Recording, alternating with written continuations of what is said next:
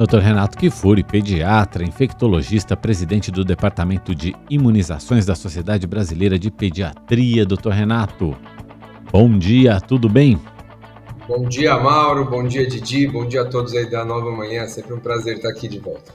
Doutor Renato, a gente não está entendendo mais nada. Tem cidade suspendendo a terceira dose, tem cidade liberando geral para aglomeração. O que está havendo? Ajuda a gente aqui, doutor Renato. Vamos dividir aí a conversa, né, em duas etapas. Eu acho que essa questão da terceira dose que você acabou de dar notícia aí, Mauro, eu acho que esse é um tema em que, infelizmente, aí a discussão afeta, obviamente, a informação da população, traz insegurança para aqueles que nos ouvem. O Ministério da Saúde, quando fez a opção de fazer a terceira dose, ou a dose de reforço nos idosos com a vacina Pfizer, foi baseada nos estudos que mostraram que essa vacina tem uma performance melhor nesses indivíduos que têm um comprometimento do seu sistema imunológico. Então, quem tem mais de 70 anos, quem tem câncer, quem é transplantado, respondem melhor. São indivíduos que naturalmente já respondem pior à vacinação, e a ideia de dar uma vacina que estimule melhor é deixar algum grau de proteção nesses indivíduos mais vulneráveis. Melhor, né? Então, essa é a ideia, e assim foi apoiado pelas sociedades científicas, foi apoiado pelo Conselho de Secretários de Saúde, o CONAS, o CONASENS, a Sociedade Brasileira de Pediatria, de Imunizações, de Infectologia, de Ginecologia, todos estavam presentes, foram unânimes nessa recomendação preferencial. Não que você não possa fazer a vacina de corpo, pode fazer qualquer uma delas, na verdade, uma dose de reforço é sempre bem-vinda. Mas havia uma diferença, vamos dizer, já os estudos apontando para essa população especial, de uma resposta mais vigorosa com a vacina da Pfizer. E como a gente receberia, então, as vacinas suficientes para esse público, essa foi a recomendação. E aí São Paulo fez diferente, preferiu aplicar as vacinas Coronavac que tinha aqui em estoque, e isso cria confusão no sentido de municípios que querem atender a demanda do Ministério, a orientação do Ministério, outros que querem fazer como o governo do estado quer fazer aqui no estado de São Paulo, e acaba para a população sofrendo essa desinformação e sem saber exatamente o que seria melhor para a sua saúde, para a sua proteção. Então, é um cenário que a gente não gostaria de ver novamente, né? Divergências entre a recomendação nacional e estadual, que só traz problemas de comunicação para a população. O recado que a gente tem para dar aqui para quem nos ouve é que, na verdade, todas as vacinas podem funcionar como reforço.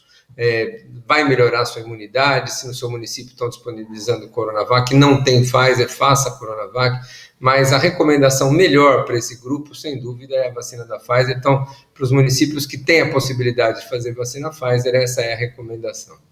Okay. Mas, de novo, é complicado, né? Você está falando do grupo de pessoas acima de 70 anos, é isso? São dois grupos, né, que nós estamos recomendando uma revacinação. Um deles é o reforço para quem fez 6 meses, os idosos acima de 70 anos, começando pelos de 90, depois de 80, mas esses vão receber uma dose de reforço. Quer dizer, passou 6 meses da última dose, ele perde um pouco da sua proteção e aí você dá uma dose de reforço. O outro conceito é um calendário que mudou de 2 para 3 doses. Então são 5 grupos, Didi. Quem está em diálise, quem tem HIV, quem é transplantado, quem está em quimioterapia e quem usa medicamentos chamados imunossupressores, esses 5 grupos de indivíduos não receberão um reforço, receberão uma terceira dose. O esquema passa de 2 para 3 doses. Então, um mês após a segunda dose, uma terceira dose para melhorar a resposta nesse grupo. Todos eles já estão convocados para ser vacinados, de acordo com o cronograma, e todos eles, preferencialmente, como orienta o Ministério, com a vacina Pfizer. Muito bem, doutor Renato, colocando aqui todos os pontos para a gente entender certinho a questão da terceira dose e da dose de reforço. E agora, vamos entender então, doutor Renato, que momento que a gente está vivendo com essa parcela da população vacinada, com alguns números baixando, com gente aglomerando. Será que já é hora? Esse é um momento delicado, né? Nós estamos vivenciando talvez um dos melhores momentos em termos de transmissão, taxas de transmissão da epidemia.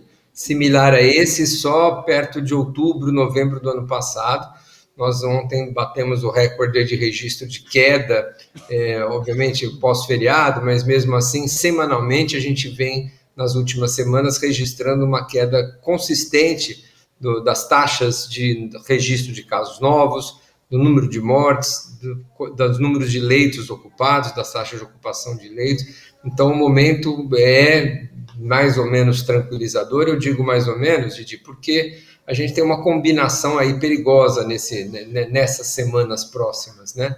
Essas aglomerações que permitem aí uma transmissão e o resultado delas vai aparecer daqui a umas 2 semanas. A variante Delta já presente aqui entre nós, que felizmente parece que ela não vem encontrando tanta força, mas ela de alguma maneira trará algum impacto. E ainda um número de completamente vacinados, pouco mais de 1/3 da população, que ainda é baixo. Então, nós corremos, sim, o risco de ver os casos aumentarem nas próximas semanas. Eu acho que isso vai acontecer.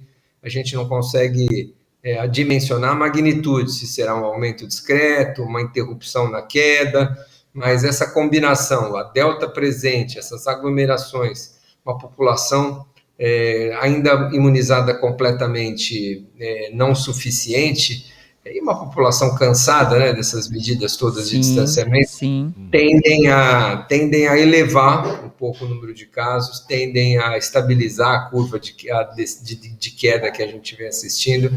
Vamos torcer para que essa magnitude seja a menor possível, que o impacto não se reflita numa terceira onda, num aumento expressivo de casos, porque realmente é tudo que a gente não precisava.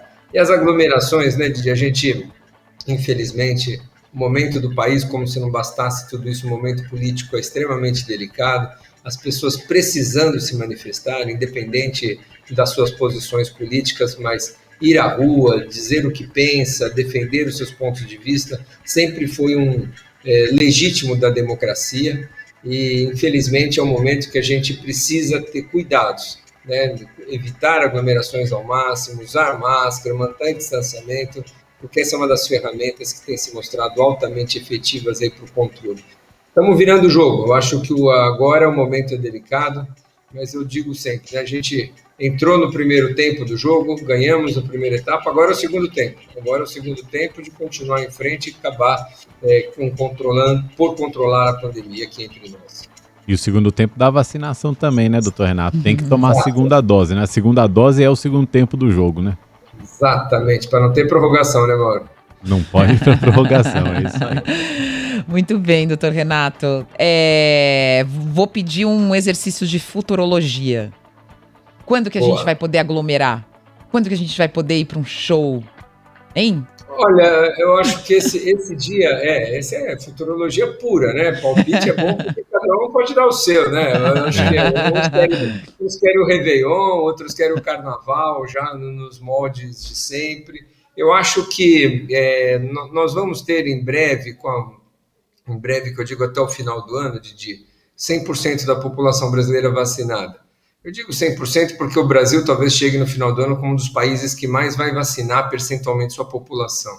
A gente vê muitos países aí que começaram antes, muito antes que nós, e não ultrapassam aí os 60%, 70% de vacinados. A recusa vacinal é grande, a hesitação em se vacinar. Aqui a gente não tem esse problema de forma tão importante. Então, acho que a adesão do brasileiro à vacinação é muito grande e o que nos falta ainda é vacinas. À medida que a gente avança no programa com doses suficientes, a gente vai conseguir essas coberturas vacinais.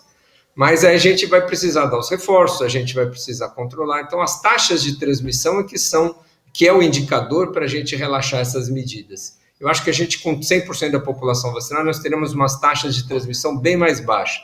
A despeito da possibilidade de surgimento de variantes mais infecciosas e tudo mais. Mas eu acho que até o final do ano a nossa situação será bem mais confortável. Se nós vamos aglomerar, se nós vamos usar máscara, se nós vamos poder ter o convívio que a gente tinha 100% como a gente... Eu acredito que ainda não, Didi. Eu acho que a gente vai precisar ter cuidados, a gente vai ter grupos vulneráveis ainda não respondedores adequadamente à vacina e a gente coletivamente vai precisar cuidar um do outro no sentido de proteger a transmissão. Eu acho que eventos que nós estamos hoje fazendo testes, né, fazendo eventos testes, buscam justamente responder essa sua pergunta. Se eu fizer um evento com 100% de vacinados, ou se eu testar na entrada, qual o impacto quantos se contaminam, qual é o risco, quem se contamina, então quais os sintomas de quem é vacinado, se pega a doença, se é jovem. Então essas informações são importantes. Né? A gente já tem alguns dados, por exemplo, de hospitais, de profissionais da saúde, já temos alguns dados de eventos, testes que foram feitos com distanciamento, com monitoramento, mas a aglomeração acho que ainda é um pouco arriscado para falar em aglomerar esse ano. Vamos aguardar, vamos ter calma. Vamos ter calma. Doutor Renato Kifuri, muito obrigado por hoje, bom fim de semana, até semana que vem. Obrigado para todos nós, um ótimo fim de semana, abração a todos.